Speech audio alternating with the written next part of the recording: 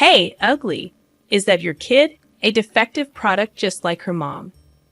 These were the words hurled at me by my ex-husband Sean as he scrutinized me and my daughter sitting in the wheelchair. I was pushing it from head to toe immediately upon our reunion after 13 years.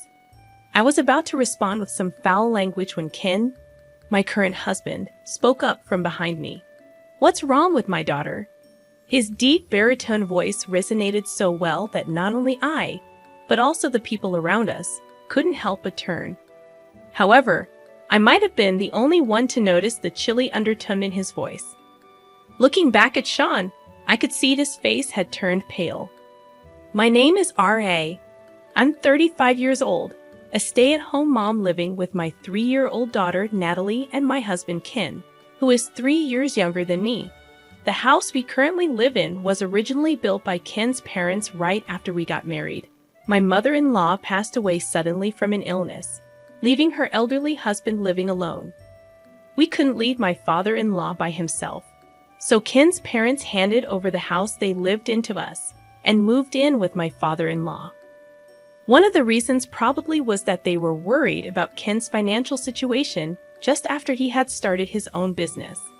They wanted us to live in their house without having to pay rent, which was a significant decision for us.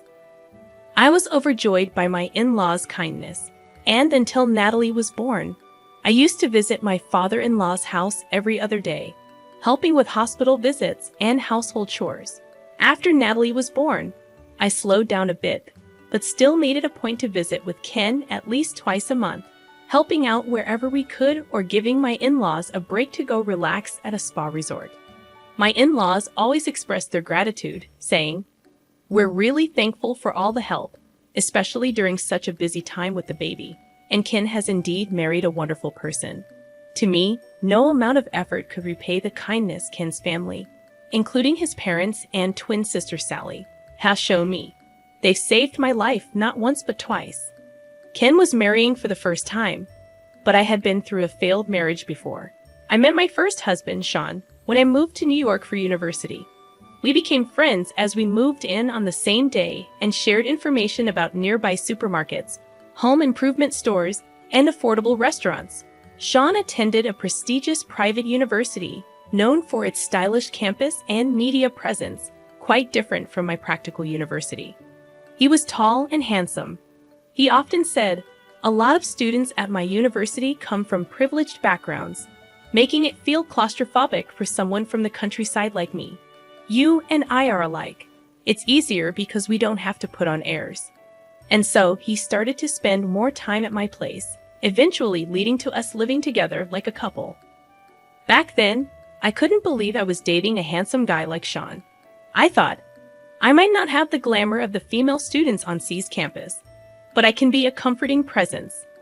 I ended up doing all the housework, cooking, cleaning, and laundry, which in hindsight was absurd. A man who seeks comfort right at the start of a relationship is hardly ever a good sign, as that comfort is purely self-serving. Love is blind. I ignored Sean's selfishness. When he said, "I want to quit my job because it's tough, but I can't afford to because I don't make much. My classes have gotten harder since I've advanced in my program," I suggested, "Why don't we move into a slightly bigger apartment? Don't worry about the rent." So we moved to a new apartment near our initial meeting place, and I ended up covering all the rent. Sean insisted on having 2 phone lines, one for him and one for me, claiming, "My dad got transferred to Europe for work around the same time I started high school, and my mom went with him. They're very conservative, and if they found out I was living with someone, they might stop sending money or even tell me to drop out. You wouldn't want that, and neither would your parents, even if we're planning to get married eventually." At the time, all I could think about was the prospect of marriage, not considering the implications of his request. This cohabitation put a significant financial burden on me since the apartment lease was in my name. I found myself responsible not only for the rent, but also for utilities like electricity, gas, water, the landline phone bill, and internet charges, all of which were being withdrawn from my account. Initially, Sean had nobly offered, "Since you're covering the rent, I'll pay more towards the utilities." However, it wasn't long before he started saying, "Sorry, RA, I'm short on cash again this month because of social obligations. With job hunting on the horizon, I can't afford to turn down invitations from friends in my seminar." So I ended up shouldering all the expenses.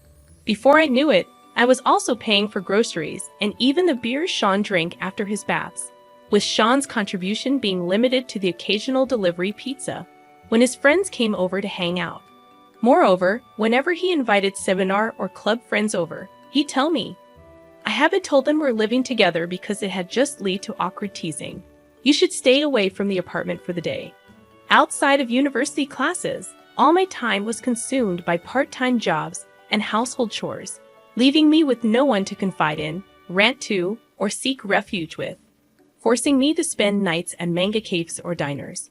The summers were tough, but waiting on a park swing in the cold, early mornings for the time when I could return home without enough money for warmth, I couldn't help but cry, wondering, what am I even doing with my life? As Sean and I reached our senior year and began job hunting in earnest, I finally snapped, accusing him of living like a leech. "You need to start contributing to living expenses immediately," I insisted. He switched to a soothing tone. "I'm so sorry, RA. I've just been taking your kindness for granted. Please don't be mad at me." His attempt to appease me was blatant, but it only highlighted the imbalance in our relationship. The next day, Sean unusually came to pick me up from my part-time job. When we got back to the apartment, he'd cleaned up the place and prepared a dinner. He seemed to have gotten it from a department store basement food hall, complete with a bouquet, wine, and even a cake. It was the first time I felt truly touched by Sean's thoughtfulness during our long relationship. He then presented me with a ring from a popular casual brand at the time, saying, "This is all I can afford right now, but someday I'll buy you a diamond worth 3 months of my salary." I remember blurting out a cliche about being the happiest I've ever been when he put the ring on my finger. But that was the only happy memory I had. Soon after, Sean said, "I'm torn between getting a job or studying abroad. But if things stay as they are, I'll just end up relying on you again, RA. It's a critical juncture in my life, so I want to try doing things on my own for a while." And with that, he moved out to share an apartment with friends. Left suddenly on my own, I was anxious. But Sean left some of his belongings with me and still contacted me twice a day by email or phone. So I thought, I shouldn't mope around. I need to focus on my job search too. I managed to get an offer for my first choice company, a mid-sized trading firm. But around that time, I started receiving strange calls on the landline registered in Sean's name. Naturally, I'd hear the messages left on the answering machine with ominous words like, "We'll be in trouble if you don't repay us by this week, and don't take us lightly." I quickly contacted Sean's cell, but he just brushed it off, saying, "It's nothing. Don't worry about it." Then letters began arriving in the mail filled with words like payment reminder and final notice. When I confronted Sean more forcefully, he snapped, saying, "Stop nagging. I've been putting up with someone as ugly and defective as you this whole time, so the least you can do is pay this off as a thank you." After that, he stopped answering my calls. Deceived by his regular contact, I realized too late that I hadn't asked for Sean's new address. When I tried contacting his university, they refused to give me any information, saying, "We can't disclose that to unrelated individuals." Desperate for any clue, I'd opened some of the cardboard boxes Sean had left in the apartment. Inside were documents from several finance companies hinting at debts, old clothes with no resale value, and a used, outdated laptop. There was nothing that could lead me to Sean's parents' address or his current whereabouts, making me realize I was nothing more than a source of money to him. But things got worse. Not long after losing contact with Sean, 2 men in suits showed up at my apartment, informing me that as Sean's wife and guarantor for his debts, I was expected to repay them promptly. The additional blow, at a time when I hadn't even recovered from the shock of being abandoned by Sean, was enough to devastate me. It was Ken and his family who rescued me from this situation. That's why I've always wanted to do everything I can for my parents and kin. However, as I was pushing my daughter Natalie's wheelchair through the mall. I had an unexpected reunion with Sean, the man who had betrayed and abandoned me 13 years ago. He looked at me and Natalie rudely, then approached with an unpleasant smile. And the first thing he said was, "Hey, ugly, is that your kid? A defective product just like her mom." I was about to lose my temper, not just at the insult to me, but to my innocent daughter, when a man stepped in between Sean and me. It was Ken, my husband. "What's wrong with my daughter?" Ken asked, his voice carrying clearly. Passers-by stopped to see what was happening, but Sean, for some reason, turned pale and didn't retort. As Natalie and I looked back and forth between Sean and Ken, Sean, unable to withstand the surrounding gazes, snapped at Ken, "This is private. It's none of your business, right?" But Ken, unflustered, replied, "I'm involved because it concerns my family. Otherwise, I wouldn't bother speaking to someone like you." Then, turning to Natalie, he said with a smile, "Mommy and Daddy have some business to take care of. Auntie will be here soon to pick you up, so why don't you go to her house first?" Hearing that, I couldn't help but exclaim, "What?" However, Natalie, unusually composed for her age and not easily surprised, said, "Okay, since it's a celebration, make sure you come early." Soon after, Ken's sister Sally arrived with her children, and Natalie left with them, leaving the scene behind. Then Ken, losing the initial momentum and slightly stooping towards Sean, who seemed somewhat diminished by the confrontation, pressured with a half smile, "Let's have an adult conversation, shall we? It's best we move somewhere else rather than providing a free show for the public." Sean, not particularly short but significantly overshadowed by Ken's near 6'3", statured and faced with Ken's unsmiling gaze, probably thought it better than being goaded by onlookers and surprisingly agreed to Ken's suggestion to change locations. The three of them took a taxi and arrived at the building housing Ken's office. With the push of an elevator button and a glance at the tenant directory next to it, Sean realized they were headed to a law firm, which made his complexion turn pale again. But it was too late to run away, so he reluctantly joined them in the elevator on his supposed day off. Ken appeared with a stern face, bringing his wife, me, and a guest, which surprised the office staff. However, by the time we were escorted to the back reception room, they had regained their composure, watching Ken's profile. I managed to calm my nerves, but the only one who remained visibly restless and uneasy was Sean.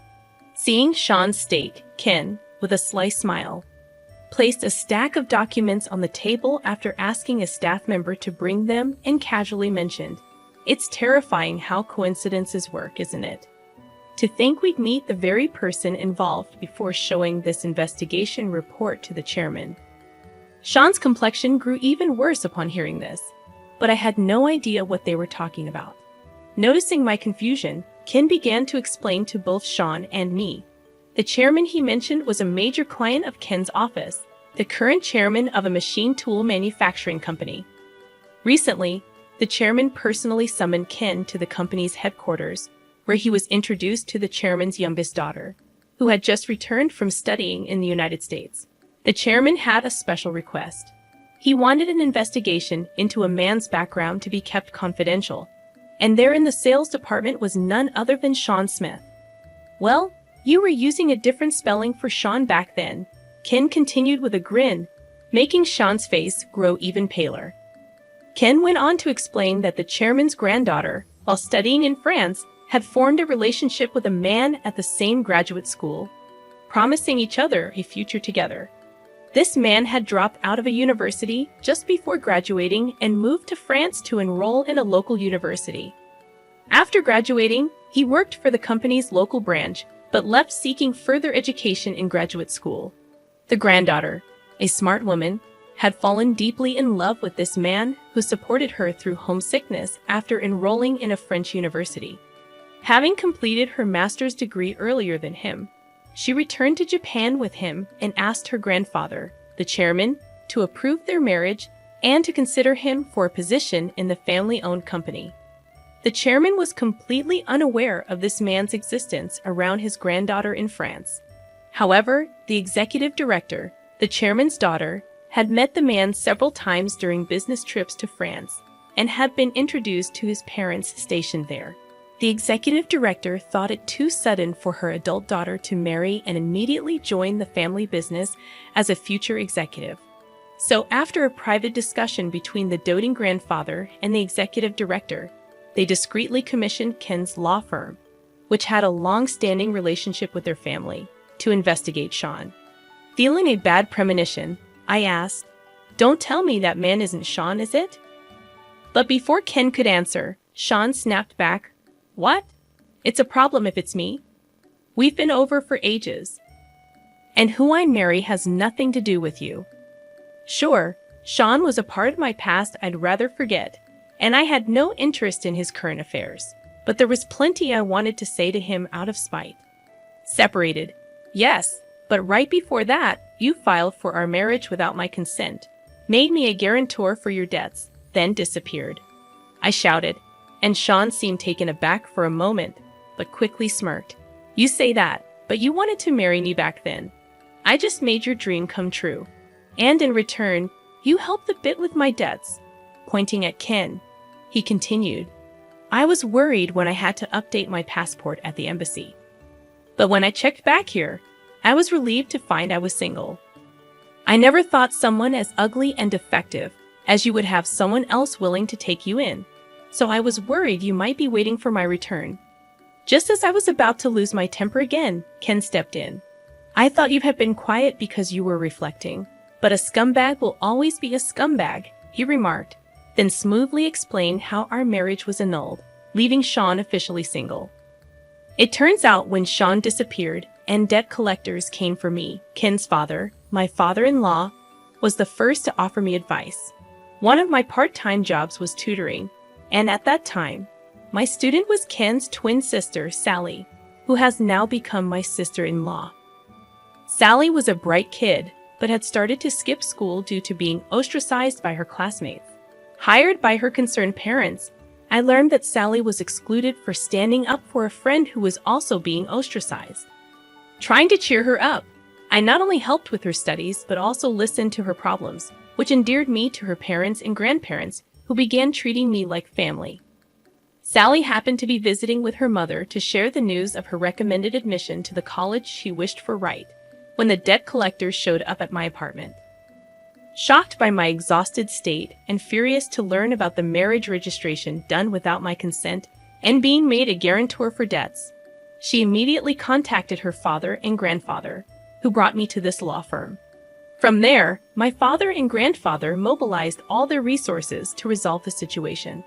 They started by filing for an annulment due to the unauthorized marriage registration and negotiating with the financial institutions about the invalidity of me being made a guarantor against my will. It was a tough battle, but given their expertise in this field, they managed to successfully resolve both issues. I was told facing a lawsuit for annulment and dealing with stubborn financial institutions was a tremendous effort, especially as Sean was nowhere to be found.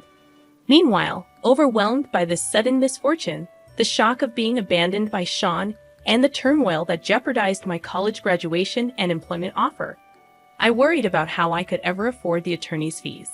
That's when my grandfather-in-law offered me a job at this firm, where I worked diligently, hoping to repay them in some small way.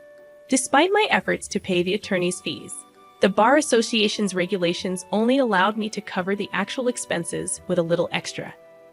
Thanks to their efforts, the marriage was ultimately annulled, and I was also released from being Sean's guarantor for his debts. So technically, you're not Ra's ex-husband. You're just a blemish on her life, they told Sean. Still, Sean seemed unable to grasp the gravity of the situation, retorting, "Well, having a marriage history with such a woman would be boring anyway. And as for the debts, they're probably statute barred by now." At that moment, Ken burst into laughter. Facing Sean's confused reaction, Ken retorted, "The statute of limitations hasn't kicked in. I believe you'll be seeing some collection efforts starting this coming week." Sean might have thought that after 13 years, his debts were time-barred. that thanks to my grandfather-in-law, they were not. I was removed as a guarantor. The financial institution, unable to track down Sean, devised a plan and transferred Sean's debt to a debt collection agency they had ties with. In cases like Sean's where repayment was dodged or delayed, making the bad debt unrecoverable, financial institutions often sell these debts to debt collection agencies. These agencies then are professionals in collections, employing all legal means possible. Thanks to their extensive knowledge of the law, the agency that purchased Sean's debt was no exception. After proceeding with various legal steps, a court judgment initiated by the collection company has reset the statute of limitations for another 10 years, making the debt fully valid today. Moreover, the total debt, now inflated with accrued late fees and legal costs, has skyrocketed to several times the original amount. Hearing this, Sean momentarily looked disheartened, but then defiantly claimed, "Ah, such trivial money. Once I marry into that company's granddaughter's family and land a job there, it'll all be manageable." Such was Sean's shallow thinking. He probably assumed that marrying into the family as planned and securing an executive position at his father-in-law's company would make the debt repayment seem trivial. However, when Ken reminded him, "Do you remember what I mentioned earlier, who had hired me to investigate you?" Sean's face turned completely pale. The truth is, Ken is Sally's twin brother. While I had little interaction with Ken when I tutored Sally, only exchanging greetings, Ken had developed an interest in me after hearing Sally sing my praises like a sister. Eventually, as I unexpectedly started working at the office, and with Ken having passed the bar exam during his university years, he began working there too. He proposed to me, considering marriage despite my past, and owing much to my grandfather-in-law and his family. I initially refused, feeling it was improper. Yet Ken revealed he had known about Sean all along and still wished to marry me with the full support of his parents, grandparents, and Sally. By then, my parents, fully aware of my circumstances, also blessed our union, leading to a happy marriage with Ken. Unlike me, who wanted to seal away the past, Ken had harbored a desire for revenge against Sean for years. The request from the chairman was initially thought to be a coincidence of names, but further investigation confirmed that the Sean Smith, who was the chairman's daughter's boyfriend, was indeed the same Sean Smith who had discarded me like trash. Based on that, Ken was about to submit the report first thing next week. "You might have gotten away with it using different spelling overseas, but in here, it doesn't work that way," Ken said, admonishing Sean for thinking such shallow tricks would work on a lawyer. He revealed that he had already sent an email and a report to the chairman and his granddaughter. Since then, we've occasionally received inquiries from that financial institution checking if they had located you. I've also informed them about your situation," Ken continued. Suddenly dropping to his knees, Sean begged, "Please, somehow convince the chairman and the others that it was all a mistake." But Ken, with a sarcastic tone, questioned, "Why should I, a lawyer, tell such blatant lies to a client, especially when you've insulted my young daughter, who is in a wheelchair because of an injury, calling her ugly and defective?" The truth about Natalie's injury, how it happened while she was on her way to violin practice, deeply moved everyone. Today was supposed to be for Natalie's celebration of winning a prize in an art competition. Still, Sean's unexpected appearance turned it into a complete disaster.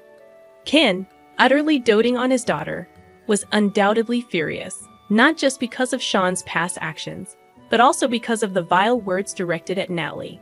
Even as Ken coldly dismissed him, Sean, without any shame, continued to plead loudly, "Please, the future of a man's life is at stake here.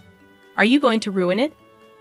Ken responded firmly, "Which right do you have to say such a thing? What you tried to do to R and the chairman's granddaughter was exactly the act of ruining someone's life. It's like the saying, curse others, and you dig two graves, a boomerang that came right back at you. You should accept it gracefully." When Sean still tried to cling to him, Ken brushed off his arm and said, "The exit is that way. calling the building's security to escort Sean out with a flick of his hand. As Sean's cries and resentments faded away, Ken and I exchanged smiles. Later on, Sean rushed to his girlfriend, the chairman's granddaughter, and made excuses. But she, already harboring suspicions, was outraged by the revelation of the truth and refused to see him again, effectively giving him the boot. However, the chairman and the executive director, upset over their beloved daughter and granddaughter being hurt, took further action. Sean, attempting to reconcile and bombarding her with messages and emails, was reported to the police for suspicion of being a fraudster trying to marry and infiltrate the company with a fake resume. While it didn't escalate to a criminal case, a warning was issued for the stalking. Sean, persistent in continuing his harassment, was eventually arrested and prosecuted. Though he received a suspended sentence with probation instead of jail time, the conviction meant he could find employment nowhere, not just outside of Tokyo, but across the entire country. Despite superficially returning to his normal life, finding himself in a desperate situation, Sean once again tried to go to America, hoping to find employment there. But with a criminal record, he struggled to obtain a visa and had to give up on that plan. Moreover, after learning everything from the chairman and the police, his parents disowned him, leaving Sean truly alone. Facing unavoidable debt repayment, he tried to find odd jobs. But without a smartphone due to being blacklisted, an expired driver's license, and no fixed address, decent work was impossible to come by. I heard through the grapevine that he ended up working for a shady handyman service introduced by the debt collectors, living in a dormitory with no privacy, and working from dawn till dusk. But I decided to forget about it as soon as I heard, as it had nothing to do with me. On the other hand, Ken and I moved from our suburban house to a condo near the private elementary school Natalie plans to attend once her injury has healed. Natalie, who has been averse to taking the train since the accident, liked the bus accessibility and the view from our high-rise apartment, seeming happier every day. The previous house was a remodeled version of Ken's parents' home, so when Ken suggested selling it to move, I worried about what his parents would think. However, they, enjoying their second life in a warm sea town, told us the happiness of our son, his wife, and our granddaughter is what matters most. Don't worry about us. They actually encouraged us to go ahead with the move. Being closer to my workplace means more time spent with the family than before. It was a good decision. Ken, enjoying the new life as much as Natalie said, watching them. I've been thinking about trying something new myself.